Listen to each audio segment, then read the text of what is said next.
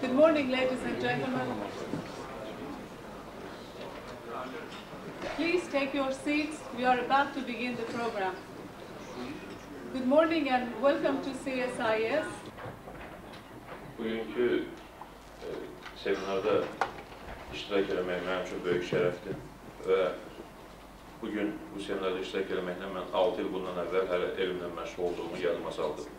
And this seminar is reminding my scholarly work at the Academy of Sciences 6 years ago.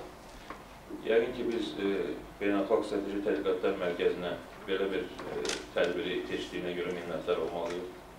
And we would like to say thanks and we appreciate the efforts of CSIS for organizing and arranging this seminar.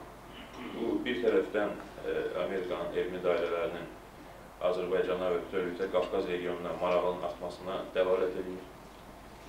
On one side is the evidence of the increasing interest of American scholarly community to Azerbaijan and the Transcaucasian area.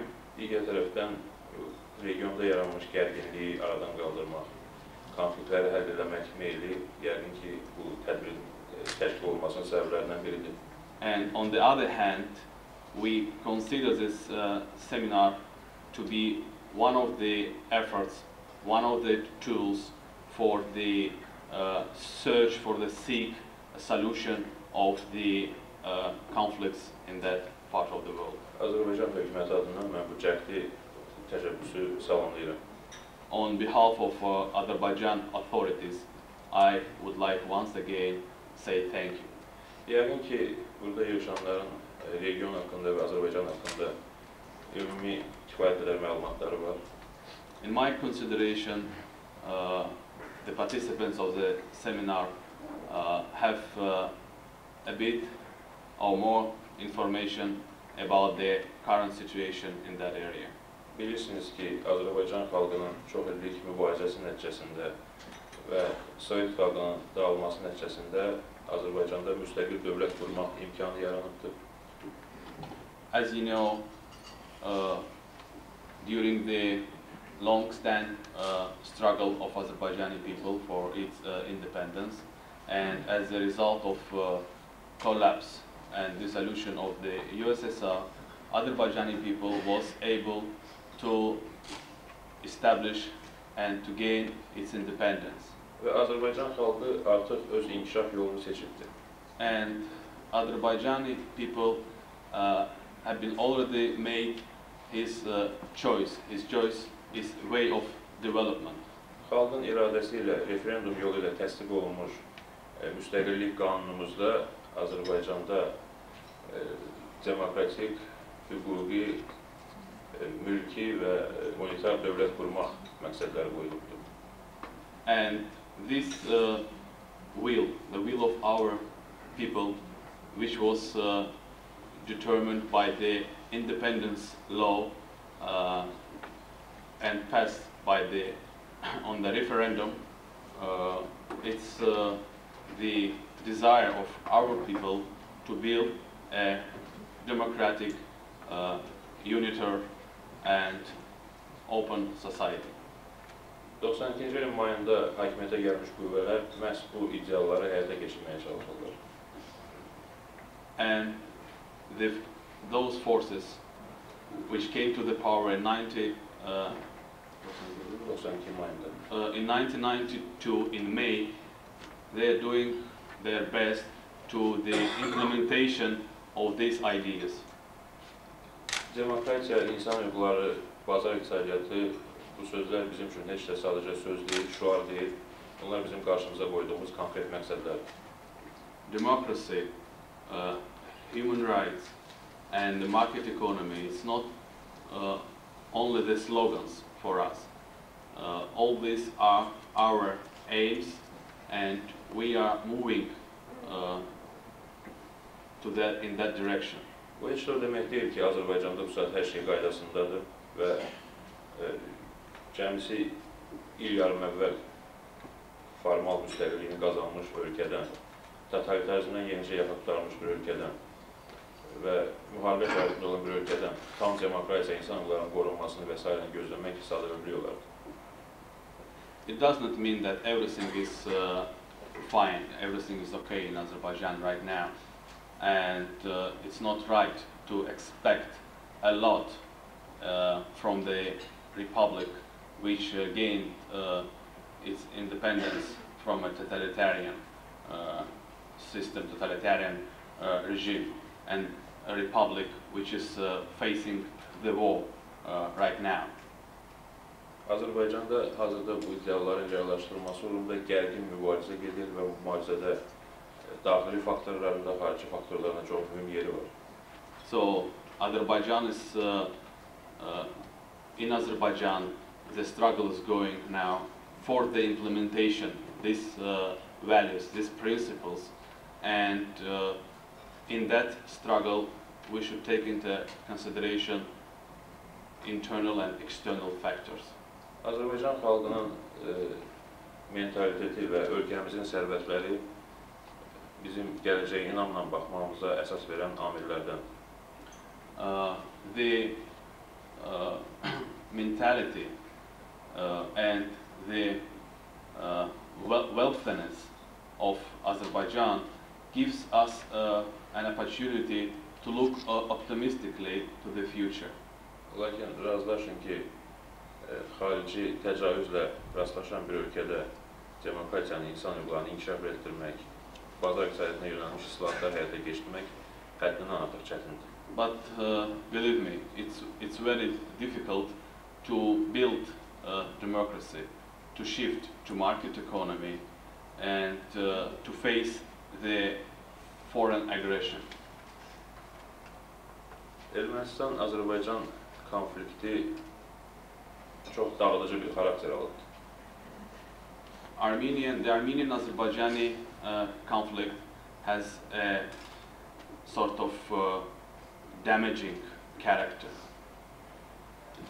Bu konflikt haqqında, müharibə haqqında rəylər müxtəlifdir və ictimai rəydə, hətta alimlərin arasında buna bir mənalı baxışın formalaşması prosesi çox böyük çətinliklərlə davam edir. There are different opinions about the Armenian-Azerbaijani conflict, especially among the scholars, and there are a lot of different point of views. Bu son 5 gündə, Amerikada keçdiyim 5 gündə mən hiss elədim ki, həqiqətlərin dərk olunması prosesi sürətlənir. But during my few days stay here in United States, I realized that the public opinion is rapidly changing even here. Həqiqətlər isə məncə ondan ibarətdir ki, müharibə Ermənistan, Azərbaycana ərazi iddialarından başlayıbdır. The objective information is coming rapidly, and the truth is coming to the surface, and this truth is that Armenia is waging war against Azerbaijan. Və həm bu konflikt başlayanda 88-ci ildən, yəni Sovet İttifaqının mövcud olduğu dövrdə, həm də Sovet İttifaqı dağılıb yerində müstəqil dövlətlər yarandığı dövrdə bu konfliktin qalmasında və güclənməsində maraqlı olan qüvvələr olubdur və mənə gəlir ki, Rusiyanın hakim dairələrində bu açıq-aydın hiss olunur. And the substance of this conflict is the territorial claims of the Republic of Armenia to Azerbaijan, and this started especially from 1988, and even before and and after the collapse of USSR, certain forces in Russia, they manipulated with these claims. Özü diqqətinizi bir cəhətdə çəkmək istəyirəm ki, məhz Rusiyada daxili mübarizə gücləndiyi və mühafizəkar qüvvələrin fəallaşdığı dövrdə Rusiyanın bu konfliktdə, bu müharibəyə müdaxiləsi daha aşkar şəkil aldı.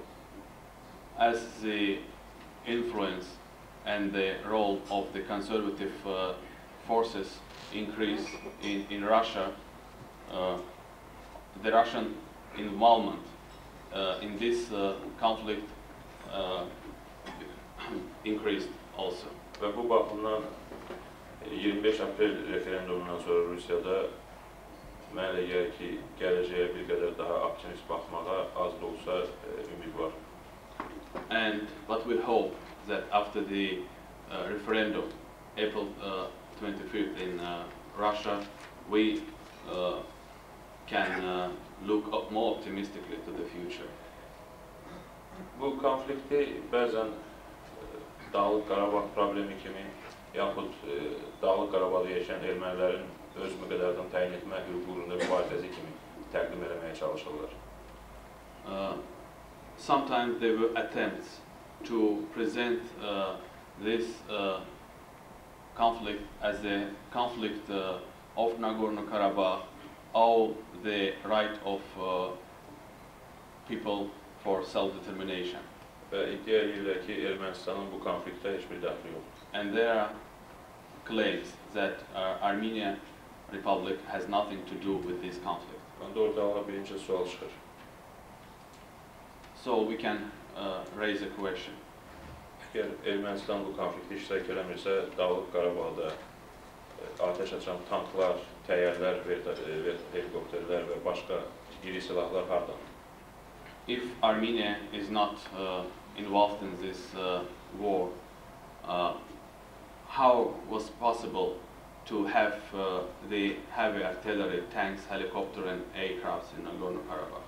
Əgər Ermənistan Azərbaycan ərazilərinə iddia etmirsə, onda 89-cu ilin dekabrında qəbul edilmiş qərarı, Dağlıq Qarabağın Ermənistan'a birləşdirməsi haqqında qərarını biz necə qiymətləndirməliyik? If Armenia has not territorial claims to Azerbaijan, how can we understand the resolution of the Parliament of the Republic of Armenia adopted in December 1989 about the unification of Nagorno-Karabakh and Republic of Armenia?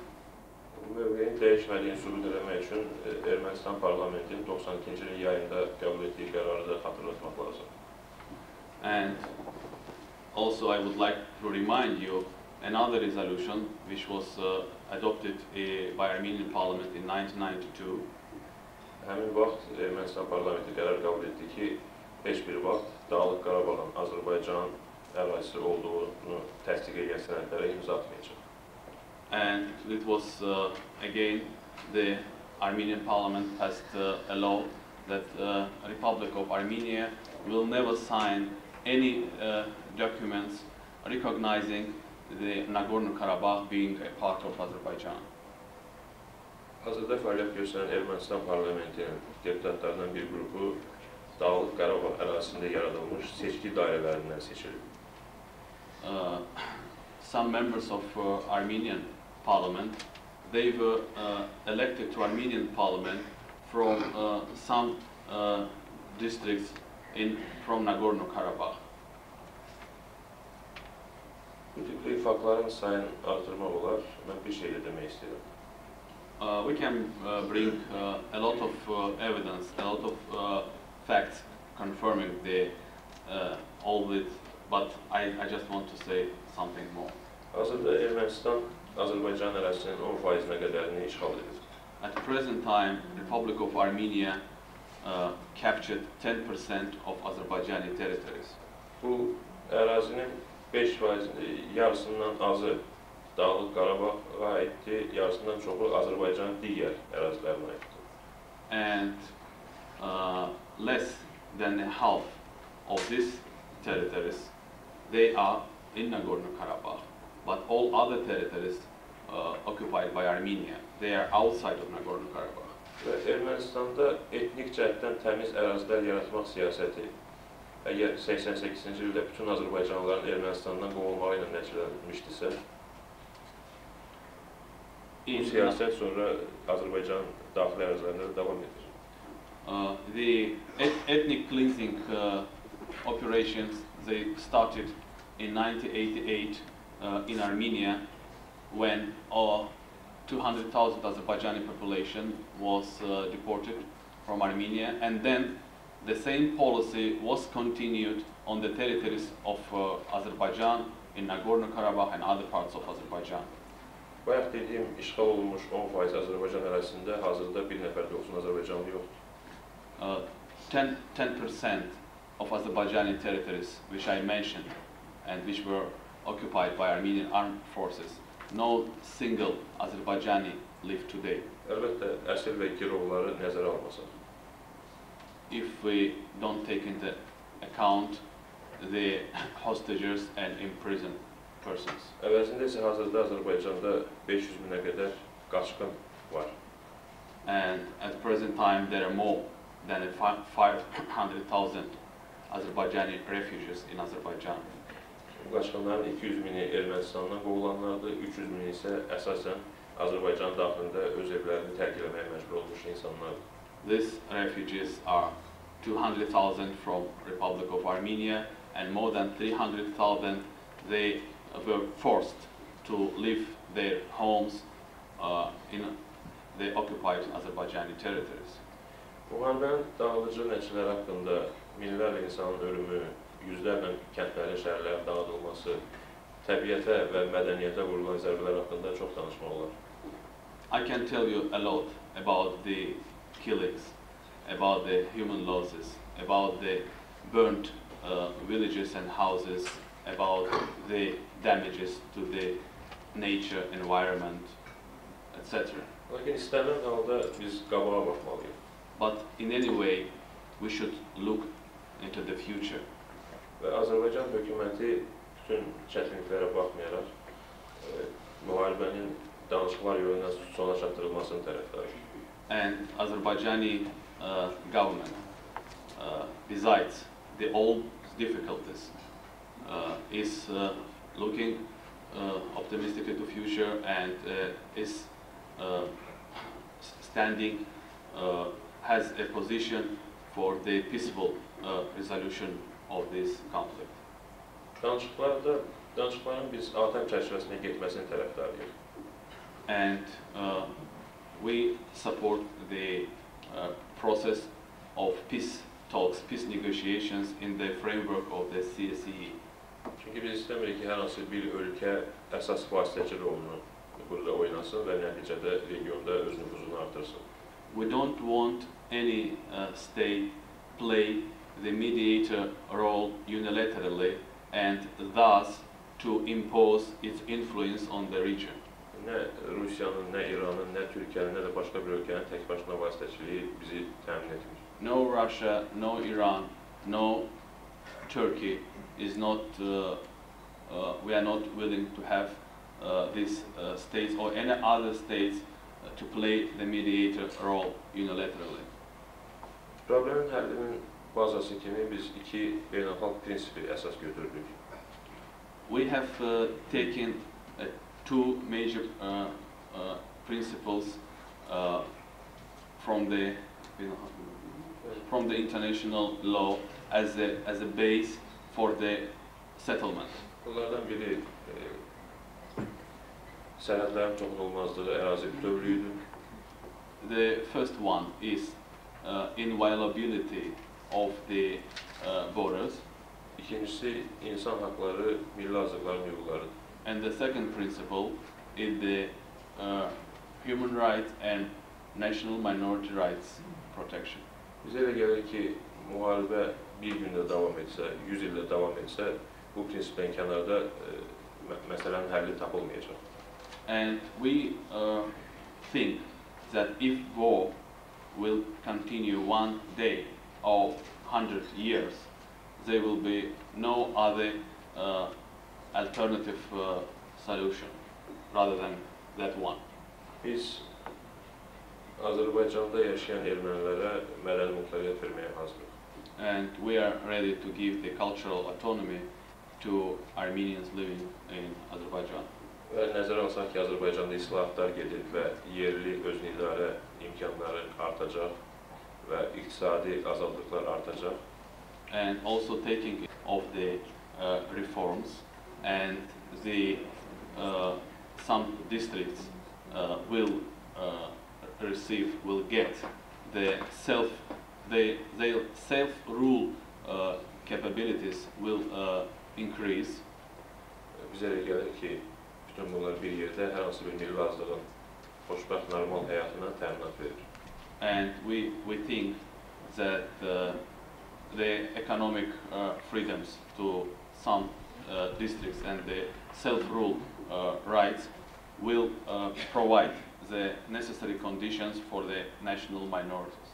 Və nəzərə almaq lazımdır ki, Azərbaycanda milli azlıq yalnız ermənilər deyil. We should also take into account that Armenians are not the only one national minority in Azerbaijan. Azərbaycanda ermənilərdən daha çox sayılı başqa azlıqlar da var.